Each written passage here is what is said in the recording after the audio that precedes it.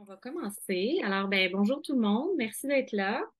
Je vais me présenter. Moi, c'est Kate Bouchard. Je suis la coordonnatrice de l'Institut Santé et Société, où on accueille régulièrement nos membres pour les inviter à présenter, entre autres, leurs résultats de recherche, leurs chaires, leurs projets. Et aujourd'hui, on a le bonheur d'accueillir Marie-France Marin. Marie-France, c'est la deuxième fois qu'elle vient parce qu'elle était venue plus tôt cet automne avec la chaire ou le centre Neurocam. Le Euh, sang. Centre, oui, c'est ça. Donc, elle est de retour, mais là, pour nous présenter un de ses projets à elle, plus spécifiquement. Marie-France Marin, donc, juste pour lui faire une petite présentation avant qu'elle démarre sa présentation.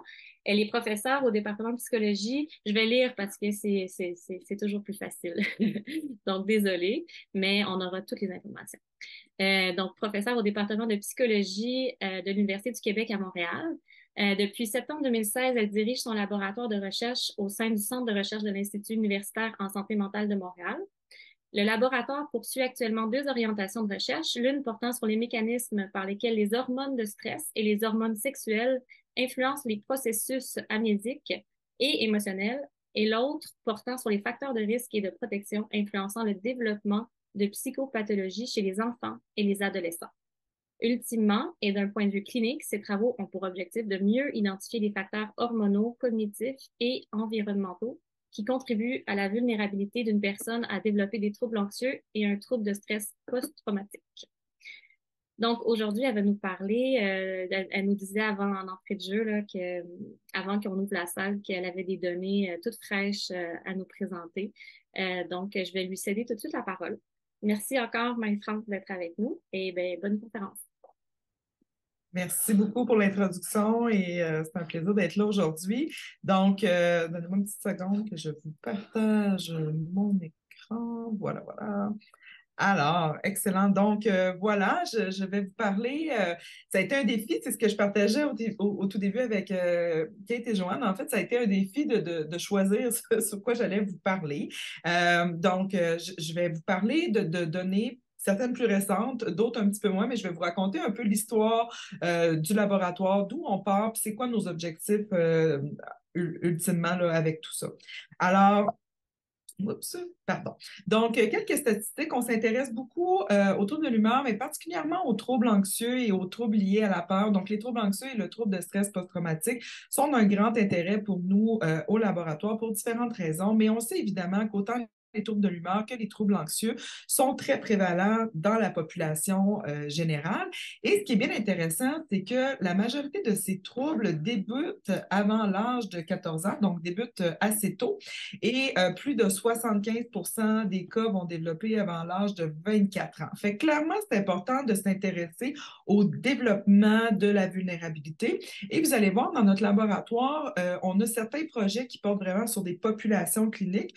C'est pas quelque chose que je vais me parler aujourd'hui nécessairement, mais on a beaucoup de projets aussi qui portent sur des populations en santé, des gens qui vont bien, mais on tente de comprendre qu'est-ce qui fait que certaines personnes sont plus vulnérables. Et en fait, c'est vraiment les grandes questions qui nous animent. Donc, on tente d'identifier des facteurs de vulnérabilité, mais à différents plans. Alors, un des facteurs qui nous intéresse notamment, c'est plus par rapport à l'environnement et dans ce cas-ci, par rapport à l'environnement familial. On sait, par exemple, que dans le cas du trouble de stress post-traumatique, il y a une expression qui dit un peu ça court dans les familles. C'est la même chose pour le trouble anxieux et les troubles de l'humeur. Donc, il y a évidemment les enfants de gens qui ont ce genre de pathologie-là sont plus à risque de le développer à leur tour. Et si on prend le cas du trouble de stress post-traumatique, ça a été documenté notamment chez les enfants des survivants de l'Holocauste, où est-ce qu'il y avait environ deux fois plus de risque de développer un trouble de stress post-traumatique. Et ce risque-là est maintenu même une fois qu'on contrôle pour l'exposition. Donc, c'est pas le fait que ces gens-là vont être plus exposés qui les rend plus à risque. À exposition équivalente, ils sont plus à risque de développer la pathologie. Parce qu'on sait que ce n'est pas parce qu'on est exposé à un événement traumatique qu'on va nécessairement développer la pathologie qui est le trouble de stress post-traumatique dans ce cas-ci. Alors, on peut se poser la question, qu'est-ce qui fait qu'un enfant est plus à risque si son parent a ce genre de pathologie-là? Ben, une des vulnérabilités pourrait être une vulnérabilité biologique. Hein?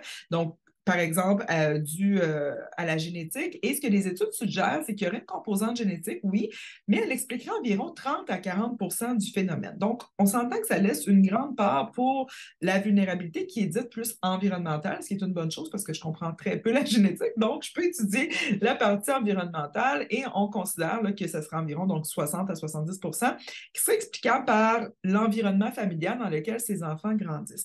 Donc, évidemment, grandir avec un parent qui souffre d'un trouble comme le trouble de stress post-traumatique ou d'un trouble anxieux, ça peut être marqué par des différences par rapport au fonctionnement familial, par rapport au type d'attachement, par rapport à l'enrichissement qui est dans l'environnement de l'enfant, mais ça peut aussi avoir un lien avec la façon dont les enfants apprennent de leurs parents. On sait tous que les enfants, c'est des petites éponges qui apprennent beaucoup en observant leurs parents et on peut penser que de grandir au sein d'une famille où est-ce que maman et ou papa ont des manifestations de peur qui sont exacerbées, parce qu'évidemment, c'est un symptôme quand même clé du stress post-traumatique, qui ont de la difficulté à réguler cette peur-là, bien, on peut penser qu'il y a un certain apprentissage chez les enfants de ces patrons-là qui pourrait les rendre plus à risque de développer un trouble de stress post-traumatique. Et d'ailleurs, on a un projet complet qui porte là-dessus, mais aujourd'hui, je ne vous parle pas de ça parce que je n'ai pas nécessairement les données hormonales, puis ma mission aujourd'hui, c'est les hormones, mais je viendrai vous parler l'année prochaine de ces données-là avec plaisir. Alors, un autre facteur auquel on s'intéresse grandement et qu'on se rend compte qu'il y a une grande, qui confère une vulnérabilité accrue au développement des troubles anxieux, du trouble de stress post-traumatique, par exemple, c'est les différences entre les hommes et les femmes et les hormones sexuelles. Je vous mets ici une figure tirée d'un article, vous avez la référence au bas si ça vous intéresse, pour vous montrer à quel point les psychopathologies sont très genrées ou sexuées, dépendant du point de vue, la lunette par laquelle on analyse. Mais vous voyez qu'en trouble de stress post-traumatique, c'est environ 2 femmes pour un homme qui vont le développer. Même chose pour les troubles anxieux, on n'est pas loin du 2 pour 1. Et il semble que cette vulnérabilité-là augmente au moment de la puberté. Donc, clairement, il y a un aspect qui pourrait être explicable par la biologie, étant donné qu'il semble y avoir un rôle là, pubertaire, donc des changements plus biologiques, mais il peut certainement y avoir un aspect aussi genré, donc un exclut pas l'autre, mais il y a d'importantes différences entre les hommes et les femmes par rapport au risque de développer ces pathologies-là. Et dans le cas du trouble de stress post-traumatique, si jamais la question vous vient en tête, évidemment que les femmes sont plus à risque de trauma, par exemple, trauma sexuel, mais c'est même une fois qu'on contrôle pour le type de trauma, parce qu'il y a certains types de trauma qui ont comme un moins bon pronostic à long terme, même une fois qu'on contrôle pour ça, la prévalence est quand même plus importante chez les femmes. Ce qui est intéressant, je l'ai dit, au moment de la puberté, il y a une augmentation. Et vous voyez sur ce graphique-là, donc en bleu, la ligne bleue pointillée, c'est les taux de prévalence de dépression, dans le fond. Donc, plus il est élevé, plus la prévalence est élevée. Et en rouge, genre d'orangé, c'est les concentrations d'estrogène, qui est une importante hormone sexuelle qui est présente particulièrement chez les femmes. Les hommes l'expriment également, mais à des degrés moindres. Et ce qu'on voit, c'est que vraiment, il y a comme une espèce de modulation qui se passe avec l'estrogène, d'où l'importance de s'intéresser aux hormones sexuelles. Les hommes, les femmes ont tous les deux sexes, en fait, ont les 3 hormones principales sexuelles. Donc, on s'intéresse à l'estrogène, à la progestérone et à la testostérone. Donc, on produit tous ces hormones-là, mais dans des concentrations différentes. Les hommes vont produire beaucoup plus de testostérone, alors que les femmes vont produire beaucoup plus d'estrogène et de progestérone. Ce qui est intéressant chez la femme, c'est qu'il y a également un cycle menstruel qui revient à peu près à chaque mois, du moins chez la femme suivant la puberté. Donc, les règles vont commencer après la puberté jusqu'à la ménopause. Ça va être marqué par de la cyclicité qui est quand même importante. Chez les hommes, la cyclicité est beaucoup plus faible. Elle va diminuer avec l'âge, par exemple, mais il n'y a pas une cyclicité aussi marquée que chez les femmes. Et donc, pendant des années, les études dans mon domaine se sont intéressées vraiment à étudier le comportement, par exemple, les effets du stress sur une variable X, sur la mémoire, ou les effets du stress sur les émotions, en se disant, ben, on va étudier des rats mâles, par exemple, ou même des participants humains, hommes, parce que les différences sexuelles, ça doit être la même affaire. Il n'y avait pas vraiment un intérêt pour ça.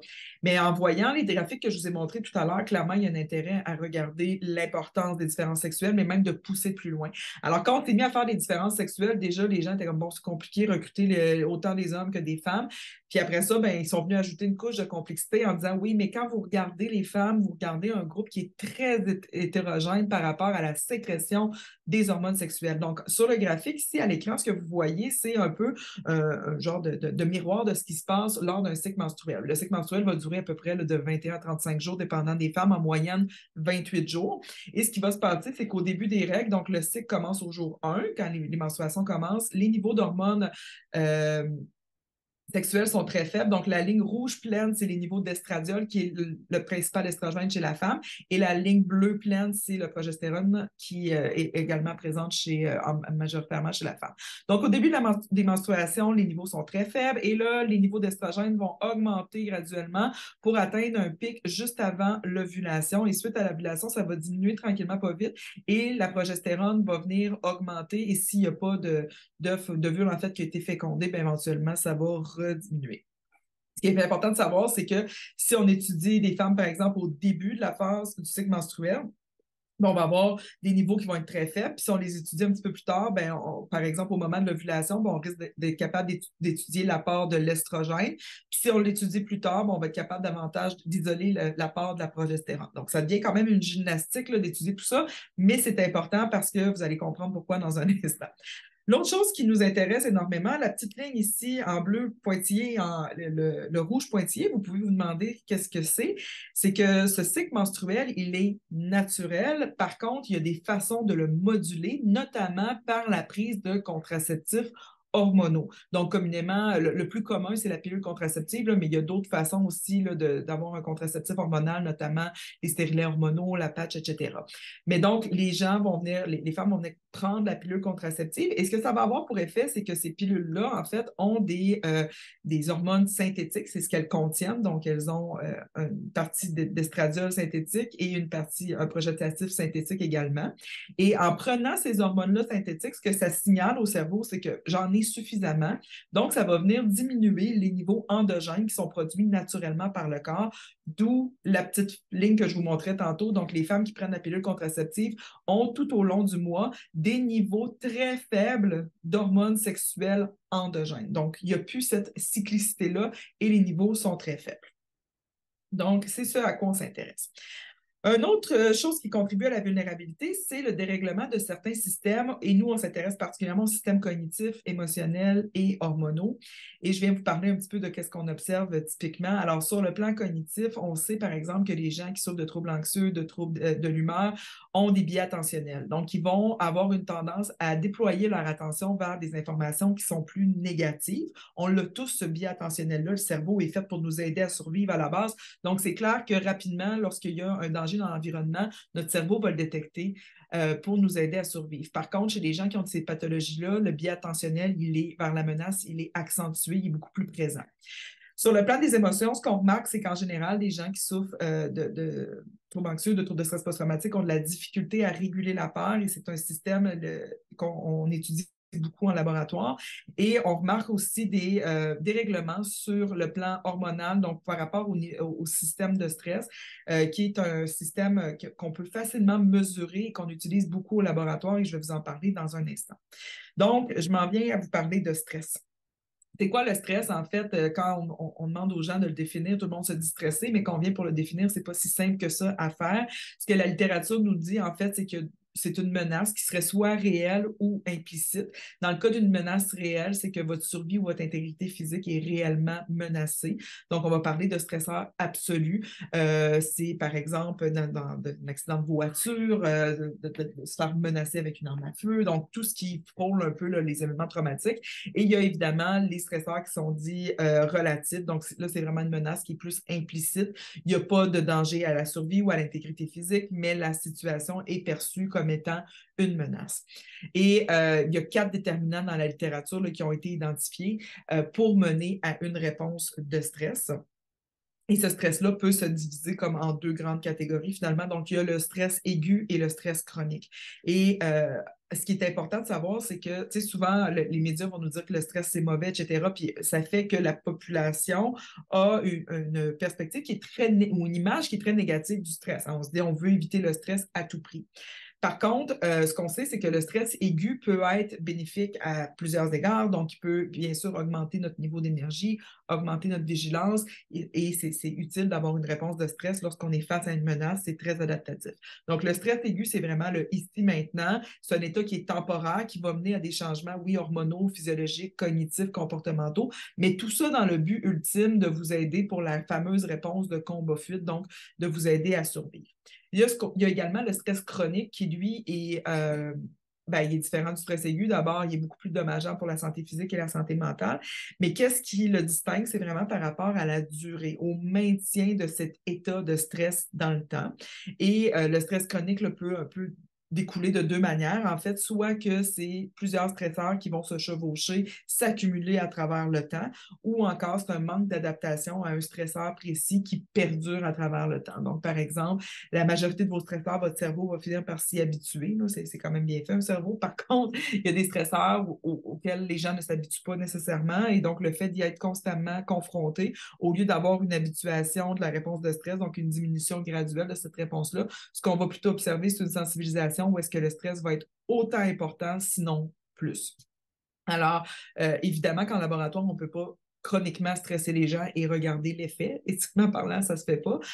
Mais on peut bien sûr regarder ce que la nature nous donne finalement et des stresseurs chroniques qui ont été documentés et qui ont été utilisés là, finalement dans la littérature pour mieux comprendre qu'est-ce que ça fait le stress chronique sur un cerveau. Il y a notamment l'intimidation chez les jeunes qui peut devenir un stresseur chronique et la pandémie a été également une façon, disons, intéressante d'étudier le stress chronique. Pas que tout le monde était en stress chronique, c'est important de le mentionner, mais pour une partie de la population, disons qu'il y a eu une difficulté d'adaptation à ce stresseur-là qui perdurait à travers le temps. Donc, comme je vous ai dit tout à l'heure, il y a 4 déterminants qui vont mener le cerveau à percevoir la situation comme étant stressante. Donc, lorsque c'est un stresseur absolu, bien évidemment qu'il n'y aura pas beaucoup de processus cognitifs impliqués. Lorsque c'est le stresseur relatif, le cerveau va venir interpréter la situation et s'il perçoit une des 4 caractéristiques suivantes, va déclencher une réponse de stress.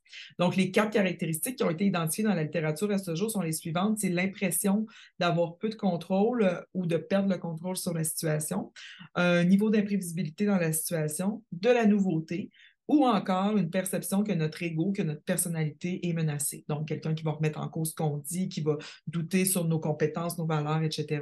Alors, ce qu'il faut savoir, c'est qu'une seule caractéristique peut être suffisante pour activer une réponse de stress. Plus le cerveau perçoit de caractéristiques, plus vous avez là, de risque de produire beaucoup d'hormones de stress finalement. Alors, là, je vous ai donné un petit crash course de stress en quelques minutes seulement. Tout ça pour vous dire que ce cortisol-là, donc le cortisol, c'est l'hormone principale de stress. Lorsqu'on est stressé, en fait, ça part du cerveau. Le cerveau va interpréter une situation, dire, OK, si c'est un stresseur absolu, boum, la sécrétion hormonale débute. Si c'est un stresseur relatif, c'est la même chose qui s'active. Donc, c'est le même système de stress qui s'active qu'on soit face à un stresseur absolu ou relatif. Une fois que c'est activé, ça part du cerveau, il y a une cascade hormonale qui va mener à l'activation de 2 systèmes. Le premier va mener surtout à la libération de catécholamine, donc va augmenter, par exemple, le rythme cardiaque, va augmenter la pression, donc plus les signes d'adrénaline qu'on connaît très bien. Là, il fait chaud, on pompe, on respire plus vite, on est rouge, on sue, donc c'est facile de savoir que, que l'adrénaline finalement est augmentée. Et dans un deuxième temps, il y a une autre hormone qui est sécrétée par les glandes surrénales qui s'appelle le cortisol, dont les gens parlent beaucoup moins et qui a moins de manifestations physiologiques conscientes associées à la libération de cette hormone. Pourtant, cette hormone-là, elle est fascinante, à mon sens. On s'y intéresse beaucoup au laboratoire, puis je vous explique pourquoi. Le cortisol, c'est une hormone qui est toute petite. Et donc, une fois qu'elle est libérée par vos glandes surrénales, elle a la capacité de remonter au cerveau. Donc, de se frayer un chemin au cerveau, et elle fait ça de façon assez simple, merci. Et en quelques minutes, 15 minutes, là, le cortisol, une bonne partie de ce qui a été sécrété par nos glandes surrénales, est capable de repasser au cerveau. Et lorsque le cortisol va au cerveau, il a des cibles dans le cerveau qu'il préfère. C'est-à-dire qu'il ne va pas s'étendre de façon équivalente dans toutes les régions du cerveau. Il va vraiment aller se lier à certaines régions. Il y en a plus que ce que je vais vous nommer, mais je vais vous donner 3 régions principales. Vous allez comprendre pourquoi on s'y intéresse. Donc, le cortisol va notamment aller se lier sur l'amygdale, sur l'hippocampe et sur le cortex préfrontal. Ce sont 3 régions du cerveau qui sont très importantes pour l'apprentissage, pour la mémoire, pour la capacité à réguler les émotions et pour tout ce qui est détection de menaces. Donc, évidemment, c'est important. Donc, évidemment que ce sont des fonctions qui sont très importantes pour votre capacité à détecter les menaces dans l'environnement, mais après ça, en revenir finalement, donc être capable de réguler ces émotions-là, être capable de contextualiser aussi, donc être capable de contextualiser la menace dans certains situations précises et non de la généraliser à tous les contextes. Voilà. Et donc, c'est pour ça qu'on s'intéresse à l'effet du stress sur le cerveau, sur les émotions, donc sur toutes ces fonctions-là qui sont régies justement par nos fonctions, nos régions cérébrales. Donc, comme Kate l'a dit tantôt en introduction, je suis revenue de mon postdoc en 2016, fin 2016. Donc, mes premiers étudiants sont arrivés au labo en 2017. Les premières études ont parti en 2017. On était un labo très jeune quand la pandémie est arrivée. Donc, on n'avait pas des bases de données sur lesquelles on était assis puis qu'on pouvait justement se dire, ben, parfait, on s'en va chez nous puis on analyse et on écrit. Et il y avait plusieurs étudiants que leur doctorat en dépendait. Puis on s'est dit, ben coudonc, on étudie quand même le stress, il y a une pandémie, il y a quand même un lien à faire qui est assez évident. Alors, est-ce qu'on ne pourrait pas utiliser finalement la pandémie comme stresseur, puis venir étudier c'est quoi, qu'est-ce qui rend les gens plus ou moins vulnérables à vivre de la détresse pendant cette fameuse pandémie? Alors, on avait, depuis 2017, comme je l'ai dit, on avait différentes études qui étaient en cours au laboratoire, dont des études chez des jeunes adultes en santé, et on avait également recruté des diades parents-enfants. Donc, on avait mère et père avec leurs jeunes de 8 à 12 ans à ce moment-là, et tous nos participants avaient été j'ai juste le mot en anglais, screené, mais avait été dépisté là, justement pour voir s'il y avait présence de psychopathologie, etc. Donc, tous les participants, quand ils étaient venus en 2017 et 2020, début pandémie, allaient bien, n'avaient pas de pathologie, ne prenaient pas de médicaments, donc tout allait bien. Et on avait fait plusieurs questionnaires à ce moment-là, donc en 2017 et 2020, pour mesurer les traits de personnalité de ces gens-là qui sont relativement stables, pour mesurer l'environnement familial, pour mesurer la détresse psychologique, etc. Donc, arrive la fameuse pandémie, je n'ai pas besoin de vous expliquer, et on se dit, parfait, on va mobiliser les gens au laboratoire et faire une étude où est-ce qu'on va suivre nos participants. Donc, on a rappelé tous les participants qui étaient venus au laboratoire depuis 2017. On leur a demandé s'ils souhaitaient participer à un projet de recherche. Ce qui est beau, c'est qu'on les a appelés au mois de mai. Il n'y avait pas grand-chose à faire, je vais vous dire. Tout le monde venait de Montréal ou proche. Donc, les écoles étaient fermées. Les parents voyaient ça comme une activité à faire avec leurs enfants. On a eu un taux de rétention incroyable dû à la pandémie, justement. Donc, on a, en juin, en mai, on prend le consentement. En juin, on envoie un premier paquet de questionnaires de façon électronique pour mesurer la détresse psychologique, autant chez les enfants que chez les adultes. On refait ces questionnaires-là à tous les 3 mois, les mêmes questionnaires, donc en septembre 2020, en décembre 2020 et au mois de mars 2021, donc un an après le premier confinement. Ce qui est intéressant, c'est que lorsqu'on a fait l'étude, donc on a écrit l'étude vers le mois d'avril, je vous dirais, on avait établi ces temps-là parce qu'on se disait, bon, 3 mois, on va les suivre, etc., sans savoir que ça allait être également marqué par des périodes importantes par rapport à la pandémie. Donc, si vous vous rappelez bien, juin 2020, on commence à déconfiner pour la première fois. Septembre 2020, il y a le retour à l'école parce que tous nos participants venaient de la grande région de Montréal, donc les écoles avaient demeuré fermées, ce qui n'était pas le cas nécessairement en région. Mais nous, Montréal, ça avait été fermé. Donc, c'est le retour depuis 6 mois à l'école. Pour certains de nos participants, c'était également la transition du primaire vers le secondaire. Donc, ils étaient partis au mois de mars en se disant, vous avez 2 semaines de vacances et finalement, n'ont jamais fait leur babaille à leurs amis pour revenir 6 mois plus tard avec des masques dans une école où ils ne connaissent pas nécessairement les gens. Donc, déjà, il y a une difficulté à reconnaître les visages. Décembre 2020, là, vous vous rappelez, le temps des fêtes a été annulé, la saga. Et finalement, mars 2021, le couvre-feu est toujours en place. Il avait été mis ici là, dans le temps des fêtes, toujours en place et les gens commencent à en avoir plein leur casse.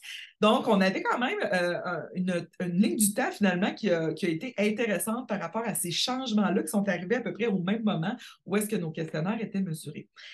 En plus de ça, c'est la même procédure ici, mais je vous explique une petite addition qu'on a faite. Donc, au mois de juin, lorsqu'on a envoyé les questionnaires par la poste, on est un labo qui s'intéresse aux hormones. Hein. Et donc, habituellement, le cortisol que je vous ai parlé tantôt, on mesure ça dans la salive. Vous comprendrez qu'au mois de juin, la dernière chose qu'on avait le goût de faire, c'était de prendre des échantillons de salive pendant cette fameuse pandémie où est-ce qu'on avait encore de la difficulté à comprendre comment le virus était transmis, il n'y avait pas de vaccin. Fait que prendre des échantillons de salive, c'était comme pas notre priorité dans la vie. Mais dans les dernières années, il y avait eu des développements par rapport à la mesure du cortisol. Et ce qui avait été montré, ou ce qui est encore valide à ce jour, c'est que le cortisol, oui, peut être mesuré dans la salive, mais il peut également être mesuré dans les cheveux. Ce qui est beaucoup pratique en temps de pandémie, beaucoup moins de risque de contamination via les cheveux que via la salive. Et ce qui est, donc, le cortisol, en fait, va s'accumuler dans les cheveux. Et ce qui a été montré, c'est que si on prend une mesure de 3 cm à un certain endroit sur le scalp, là, pas n'importe où, donc où est-ce que ça pousse à peu près d'1 centimètre par mois, si on prend 3 cm à partir de la racine, on aurait une exposition du cortisol, donc combien de cortisol a été sécrété dans les derniers 3 mois. Donc, c'est vraiment une mesure qui est cumulative. Plus la valeur est élevée, plus il y aurait eu de cortisol sécrété dans les 3 derniers mois. Et on a triché un petit peu, donc on a demandé à nos participants au mois de juin, quand vous faites les questionnaires, si vous pouvez, on leur a envoyé une enveloppe à la maison avec toutes les instructions, tous les instruments pour couper eux-mêmes leurs cheveux. Ça avait été montré que c'était valide. Et on leur a dit, vous coupez votre mèche de cheveux au complet. Si vous avez 3 cm, tant mieux. Mais si la mèche est longue, laissez toute la mèche et comme ça, on fera 6 cm. En faisant 6 cm, ce que ça nous a permis de faire, c'est de revenir en arrière. Donc, d'avoir un 3 cm. Donc, au moment qu'on coupe, c'est 3 cm du 3 mois qui vient de passer. Vous êtes d'accord? Donc, on coupe en juin, on vient chercher le stress depuis le premier confinement. Et dans le troisième, donc dans le centimètre 4 à 6, finalement, on est capable d'avoir une mesure de base de ce qui s'est passé de la mi-décembre 2019 jusqu'à mi-mars, donc jusqu'au premier confinement, pour voir justement peut-être un changement relatif. Donc, on a ces deux segments-là et ça a joué en notre faveur parce que les salons de coiffure étaient fermés et les gens avaient les cheveux longs, ce qui est souvent un problème dans ces protocoles-là avec les garçons, c'est plus difficile.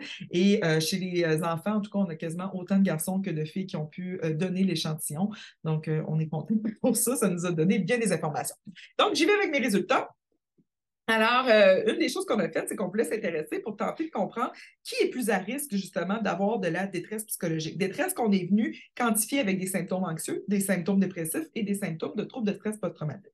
Je ne dis pas que la COVID était traumatique, mais face à des événements hautement stressants, sans qu'ils soient traumatiques, on peut avoir des symptômes liés au stress post-traumatique sans que ça soit un trouble. Donc, la notion ici, elle est importante. Je vous rappelle qu'on avait des individus qui allaient bien avant la pandémie. Donc, on n'est pas non plus avec des scores cliniques où il faut s'alarmer. On regarde plus la variabilité. Qui augmente davantage? Qui a des niveaux plus élevés? Est-ce que ces gens-là, éventuellement, pourraient être plus à risque? C'est ça qu'on essaie de comprendre. Fait qu'on est beaucoup plus dans la détection précoce. Donc, on ne regarde pas des scores cliniques nécessairement. Et donc, comme je vous avais dit, avant la pandémie, on avait mesuré bien des choses, des traits de personnalité, dont le trait anxieux, la tendance à la rumination, l'intolérance à l'incertitude, à quel point je ne suis pas capable de tolérer quand c'est incertain, et la sensibilité à l'anxiété. Quand mon cœur se met à battre, est-ce que j'en suis très conscient, puis ça commence à me stresser, donc finalement, c'est une roue qui tourne et ça vient renforcer là, mon anxiété. Donc, on avait ces 4 traits-là qui avaient été mesurés avant et ces 4 traits ont été identifiés comme étant des prédicteurs de la détresse clinique. C'est plus élevé chez les populations cliniques aussi, mais la population générale les exprime à des degrés différents. Donc, on les avait mesurés chez nos jeunes et avec ça, étant donné qu'ils, bien évidemment, ils corrélaient ensemble, on a créé un genre de score composite, donc un seul score. Plus ce score de vulnérabilité socio-émotionnelle, qu'on l'a appelé, plus ce score-là est élevé, bien, plus notre vulnérabilité socio-émotionnelle est élevée. Et on est venu mesurer les symptômes, vraiment les symptômes d'anxiété, de stress post-traumatique et de dépression pendant la pandémie, aux 4 moments dont je vous ai dit. Alors, je commence avec les résultats chez nos jeunes. Donc, ça, c'est les résultats d'anxiété. Ce qu'on voit ici, c'est d'abord une différence sexuelle, ensuite on regarde l'âge et ensuite on va regarder la vulnérabilité socio-émotionnelle dont je vous ai parlé à travers les 4 temps de mesure. Et ce qu'on observe, c'est qu'il y aurait une tendance un petit peu plus élevée chez les filles à avoir plus de symptômes anxieux, mais pas nécessairement d'effets à des temps spécifiques. Donc, en général, les filles ont un petit peu plus de symptômes anxieux, ce qui est attendu. Il y a un effet marqué, par contre, pour l'âge et il se distingue vraiment à partir du 2e temps de mesure, donc en septembre. Et je vous rappelle qu'ici, comment on a coupé notre groupe d'âge, finalement, pas couper les enfants, mais couper l'échantillon plutôt. C'est qu'on est venu regarder ceux qui ont fait la transition. On les a coupés en fonction de l'âge scolaire, si on veut. Donc, ceux qui, en septembre, faisaient la transition vers le secondaire. Et ceux, justement, les plus jeunes avaient moins de stress, mais par contre, il y avait une augmentation du stress chez nos plus âgés qui entraient au secondaire ou qui étaient déjà au secondaire. On sait aussi que l'anxiété augmente, la prévalence de l'anxiété augmente avec la puberté, donc il peut y avoir aussi un effet lié à ça. Et ce qu'on a montré, c'est que systématiquement, là, il y a les jeunes qui sont plus vulnérables au plan psychologique, donc mesurés des années plus tôt, sont ceux qui rapportent plus d'anxiété pendant la pandémie. Quand on regarde les symptômes de stress post-traumatique, on a des effets, je dirais jusqu'à un certain point similaires, c'est-à-dire que ceux qui avaient plus de vulnérabilité avaient plus de symptômes, évidemment. L'effet de sexe est beaucoup plus présent après 1 an, donc c'est comme si ça venait, c'est comme s'il y avait un effet d'incubation, puis ça sortait après 1 an. Tandis que l'effet d'âge qui est intéressant, c'est vraiment que les deux courbes se croisent. Donc, chez nous tout petits, ça commence plus élevé, mais il y a vraiment comme une diminution, une habituation à travers le temps, alors que chez nos plus âgés, il y a plutôt une augmentation à travers le temps. Et par rapport à la dépression, ben, ce qu'on observe, c'est principalement un effet d'âge parce que la vulnérabilité socio-émotionnelle n'avait pas nécessairement un effet marqué. Mais bien sûr, nos plus vieux avaient plus de symptômes dépressifs. Donc, en gros, ce que ça nous dit, c'est que le score de détresse socio-émotionnelle, même s'il est mesuré chez des gens qui vont bien, qui n'ont pas de pathologie, il permet quand même de prédire plus tard, jusqu'à 1 an plus tard, ceux qui auront plus de symptômes anxieux et plus de symptômes de stress post-traumatique face à un événement hautement stressant comme la COVID. Ça ne nous permet pas, par contre, de prédire les symptômes de dépression, du moins sur une période d'1 an. Maintenant, on avait également, comme je vous ai dit, les fameux échantillons de cheveux. Donc, on avait les échantillons de cheveux pour la mesure pré-pandémie et la mesure premier confinement, donc le premier 3 mois du confinement. Et ce qu'on a remarqué, donc ça, c'est les travaux de Catherine Raymond, qui est postdoc au labo. Ce qu'on a remarqué, en fait, c'est que ni le segment A ni le segment B il n'y avait pas vraiment un changement significatif quand on regarde pour tout le groupe. Mais par contre, vous voyez la barre d'erreur ici, là, il y a vraiment une augmentation chez certaines personnes, puis pas d'augmentation chez d'autres. Il y a vraiment une variabilité qui est importante. Donc, on s'est dit, c'est peut-être pas le segment A ou le segment B qui est important, c'est peut-être plus le changement qui augmente son cortisol en réponse à la pandémie, qui le garde stable et qui le diminue finalement. Donc, on s'est intéressé vraiment à la variation entre le segment A et le segment B. Et ce que Catherine a montré, c'est que plus les gens ont un score de vulnérabilité socio-émotionnelle élevé, donc cette vulnérabilité qu'on a mesurée en 2017 et 2020, donc pré-pandémie, plus il est élevé, ce score-là, moins il y a une augmentation du cortisol en début de pandémie. Donc, moins il y a une réactivité cortisolaire dans le début de cette pandémie-là. Et là, on s'est gratté la tête un peu en se disant, oh, c'est étrange parce qu'on aurait pensé que les gens plus vulnérables auraient été ceux qui auraient eu une augmentation plus importante du cortisol. On continue de gratter et j'ai une étudiante au laboratoire, Alex Bilodeau, qui est en train de terminer son doc et elle s'intéresse vraiment au lien entre le cortisol et les symptômes de stress post-traumatique. Donc, ce qu'Alex a montré, c'est que ce fameux changement de cortisol, est-ce que c'est adaptatif d'avoir une augmentation ou une diminution de cortisol?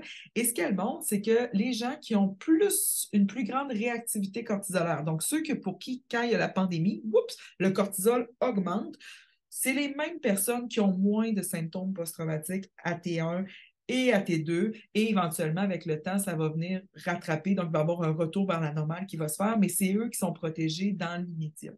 Alors, le fait d'avoir une augmentation de cortisol au début de la pandémie, c'est peut-être pas une mauvaise chose. Et c'est ce que je vais vous montrer à quelques reprises dans cette conférence. La réponse de stress, elle n'est pas toujours dommageable. Mais c'est important de l'avoir autrement.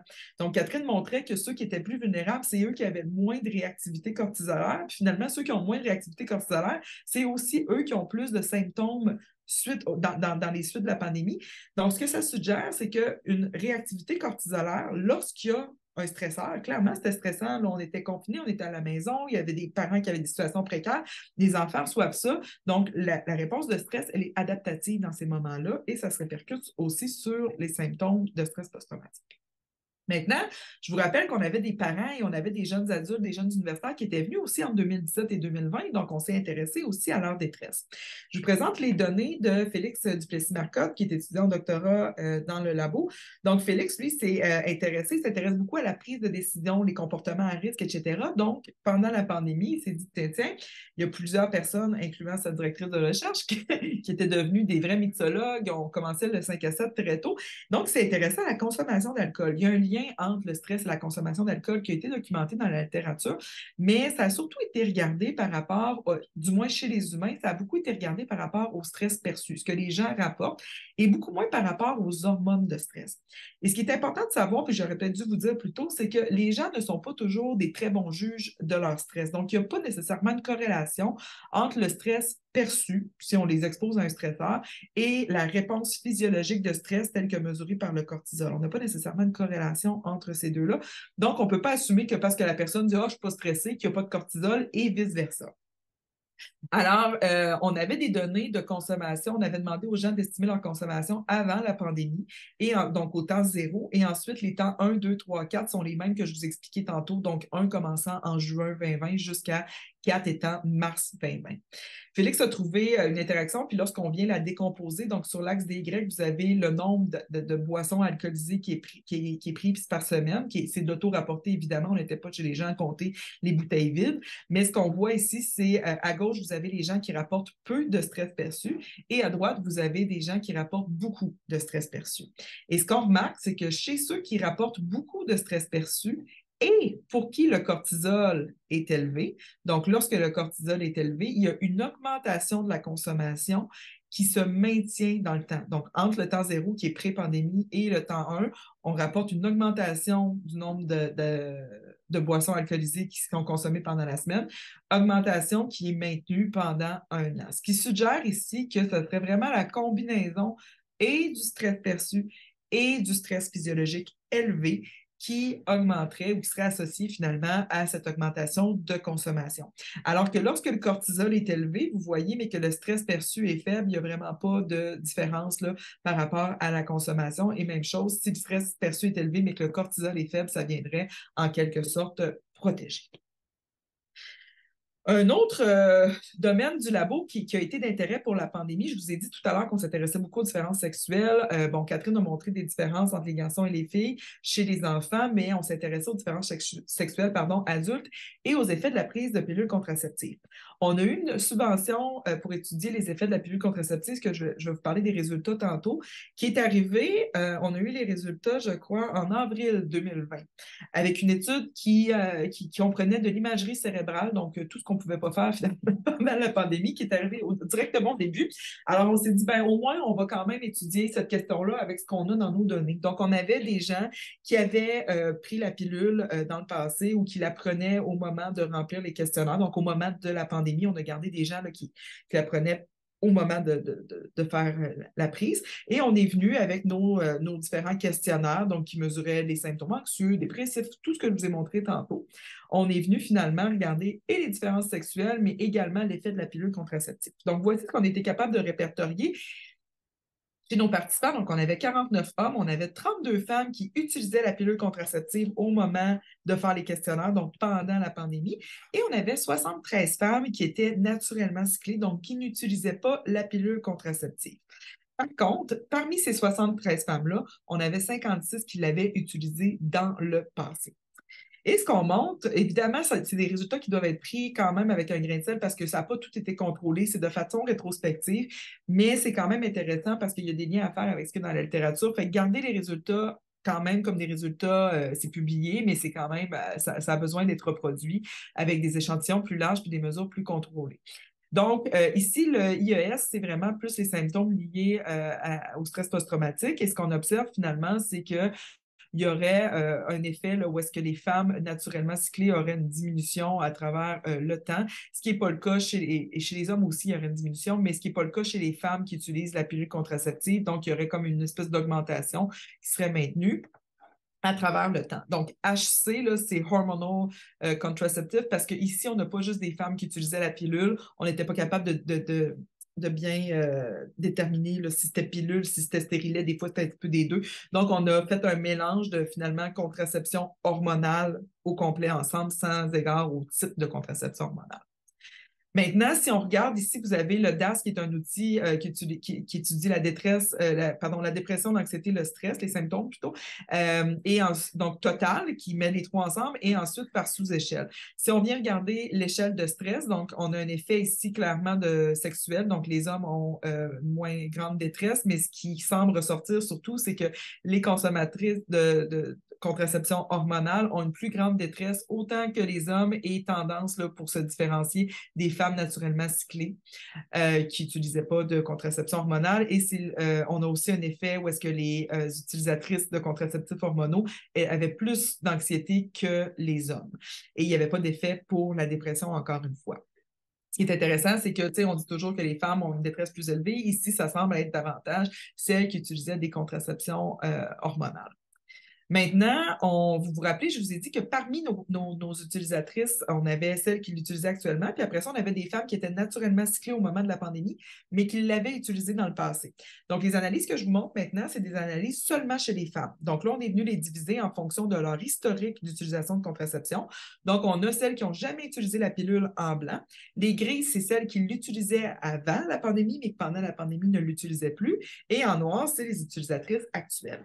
Et ce qu'on montre clairement, c'est qu'il y a un effet, donc les utilisatrices actuelles, c'est toujours celles qui sont le plus élevées pour détresse liée à l'anxiété et au stress.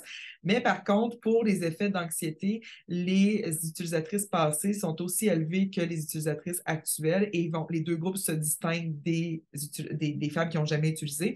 Et le même patron se dessine ici. Par contre, la différence significative est seulement entre nos utilisatrices actuelles et les femmes qui ne l'ont jamais utilisé. Donc, je conclus avec quelques diapos pour vous parler justement de ce projet sur la pilule.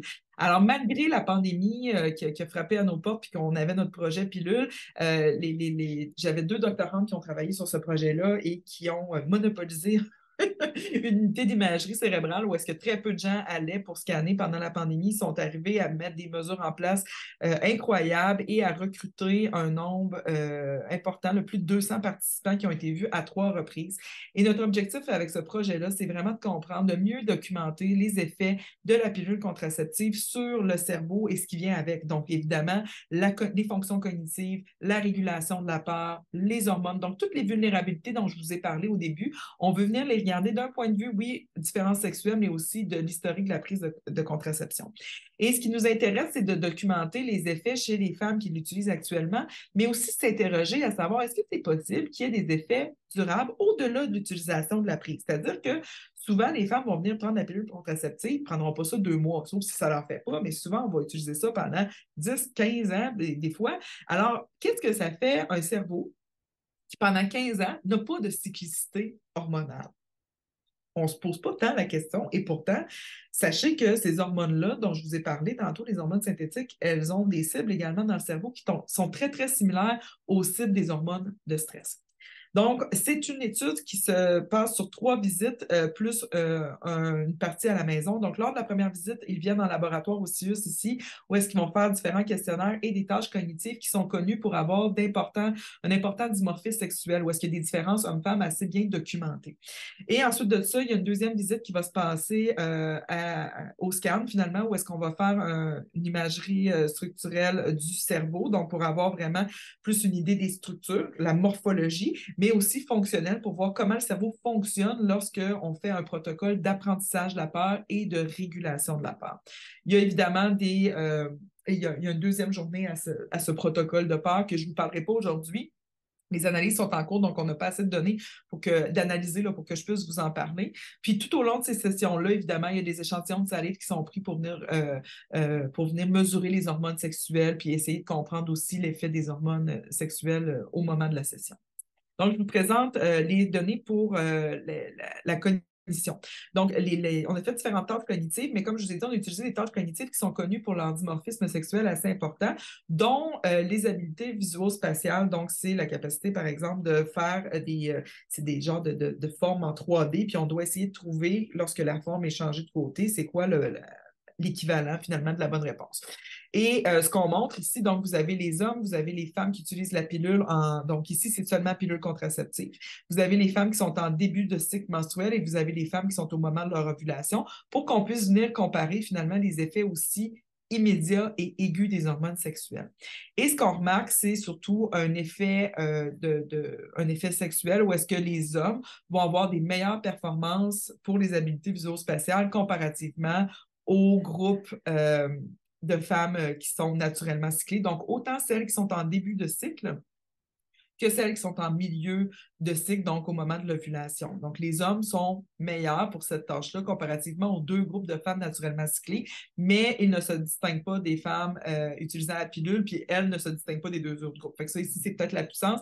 Fait que finalement, les autres sont comme un petit peu dans le milieu, fait que ne se distinguent ni des hommes ni des femmes naturellement cyclées. Maintenant, lorsqu'on regarde l'affluence verbale, donc cette capacité à fournir des mots, à générer des mots avec différentes consignes qu'on peut leur donner, par exemple, des mots commençant par une certaine lettre ou des mots d'une certaine catégorie, ce qu'on observe, c'est que plus la durée d'utilisation de la pilule contraceptive est longue, donc ici sur l'axe des X, vous avez le nombre d'années que les femmes utilisent la pilule, plus la femme utilise la pilule depuis longtemps, plus le nombre de mots générés est élevé. Ici, on vient regarder avec les femmes naturellement cyclées pour voir est-ce que finalement celles qui l'utilisent pas longtemps sont moins bonnes, sont meilleures, sont où par rapport à un groupe contrôle qui est nos femmes naturellement cyclées qui n'ont jamais pris de contraception hormonale de leur vie. Ce qu'on observe ici, c'est que c'est vraiment plus une amélioration. Donc, celles qui auraient plus de 9 ans auraient une meilleure performance que nos femmes qui sont naturellement cyclées, mais en bas de 9 ans, il n'y a pas vraiment d'effet. Donc, ça, c'est vraiment un effet à long terme de l'utilisation qui semble se produire pour l'affluence verbale. Encore une fois, il ne faut pas voir ça comme des déficits ou quoi que ce soit. Là, on est tous dans très bonne performance et les participants qui sont en santé, etc. Mais c'est juste pour montrer que les hormones synthétiques, qui semblent complètement anodines, puis ça nous dit que ça va réguler votre cycle, bien, elles ont un effet à quelque part dans le cerveau qui n'est pas, c'est pas grave cet effet-là, mais c'est important de le comprendre parce qu'après, ça peut nous renseigner sur éventuellement, peut-être des vulnérabilités, mais aussi comment les gens peuvent fonctionner, etc. Donc, c'est de venir documenter ça sans partir en peur, puis sans que tout le monde arrête non plus de prendre la pilule contraceptive. Ce qui m'amène à une autre donnée. Donc, ça, c'est les données que Lisa Marie ça a été accepté il y a à peu près 2 semaines, je crois. Et les autres données ont été publiées par mon autre doctorante, Alexandra Brouillard. Alors, on s'intéresse, je vous l'ai dit, à la peur beaucoup, et il y a 4 régions du cerveau qui sont bien impliquées dans la peur, donc le cortex singulaire, oui, avec un E, antérieur dorsal, le cortex préfrontal ventromédian, l'hippocampe et l'amygdale. Et en gros, ce qu'on sait, c'est que le cortex singulaire antérieur dorsal, pendant la peur, il est très actif. Il va avoir un rôle qui est similaire à l'amygdale, donc très, très actif, alors que le cortex préfrontal ventromédian va venir servir de frein. Donc, il va venir aider à la régulation émotionnelle. Donc, on s'est posé la question, est-ce que l'utilisation de la pilule contraceptive a un lien dans ces dites régions? Et voici ce qui a été trouvé. Je ne vous parle pas de tous les résultats de l'article, vous pourrez aller le consulter si vous voulez. Je vous ai mis les tailles d'échantillons en bas.